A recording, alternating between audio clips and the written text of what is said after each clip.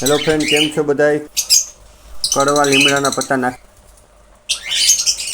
નાખીને બ્લડ તમારા આરામથી હેલ્ધી ખાઈ શકે છે. લીમડાના પત્તા અઠવાડિયામાં એકવાર તો દેવા જ જોઈએ.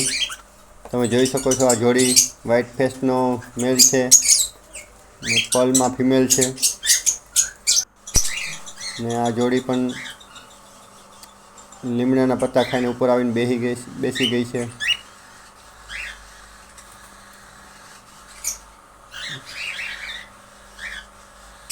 તમે તમારા બર્ડ પાસે દિવસમાં એક ફેરે જાઓ તો તમારા બર્ડને તમારાથી ડર જે બીક હોય નીકળી જાય છે. તમે તમારા બર્ડ પાસે જાવશો તો તમારાથી ડરતું નથી ક્યારેક.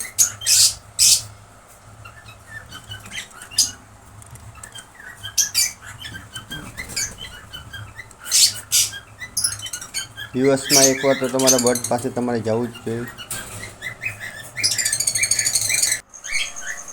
આ લવબર્ડની જોડી છે, વાયોલેટ માસની.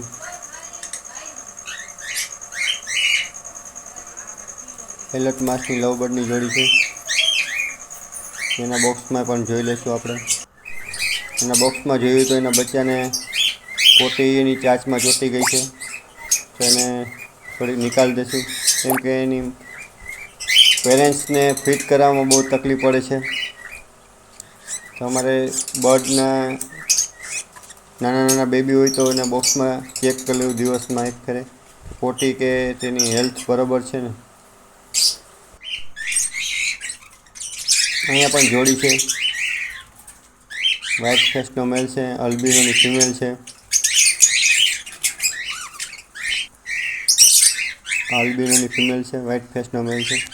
આના બોક્સમાં મેં જોયું તો 3 ઈંડા હતા અને એક બચ્ચું ડેડ કરી નાખ્યું હતું, તો એના પેરેન્ટ્સે તેને મારી નાખ્યું એવું લાગે છે.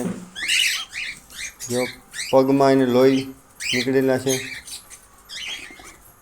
3 એક હજી છે. જો એની પાસે મૂકી દઉં છું અત્યારે તો ફિલહાલ.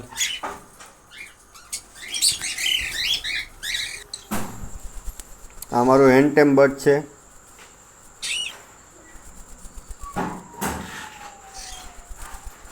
આ કોકટેલનું કદાચ મેલ થઈ શકે. આ હેન્ડ ટેમ બર્ડ છે મારું.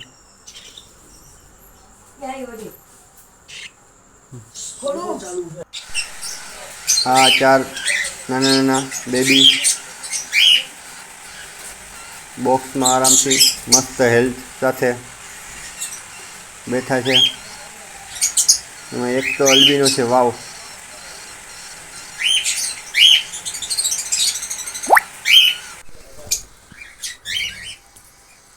નેક્સ્ટ જોડી ઉપર આરામથી બેઠી છે.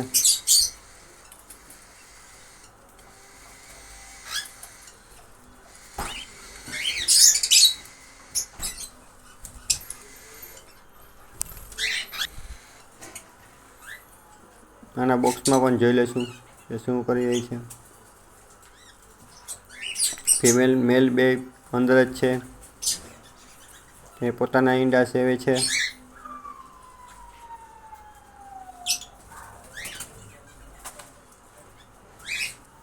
ज़्यादा ડિસ્ટર્બ નહીં કરીએ ને, એની રીતના એને રહેવા દેશું. હવે બોક્સ બંધ કરી દઈશું.